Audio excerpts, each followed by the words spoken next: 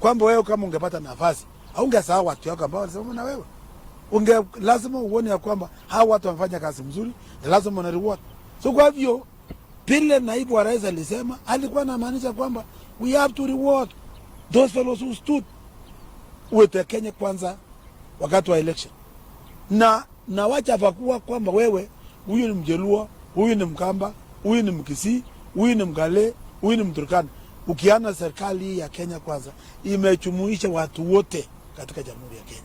So mimi nataka niombe tu wale ambao hawaelewi, wamechukua sana kusema kwamba hii Kenya mambo ya shareholder sio shareholder kwa mambo ya maendeleo katika nchi.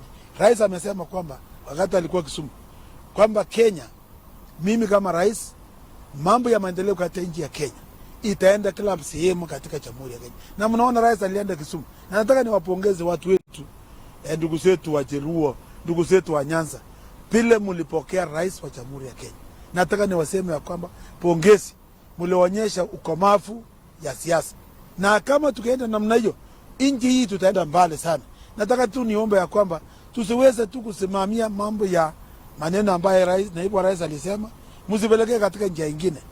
Nimeeleza nyinyi kinakopaka kwamba naibu wa rais alisema kwamba mambo haya ambayo alisema kwamba ni lazima tuangalie tuwe na shareholder kwa sababu ulipigania.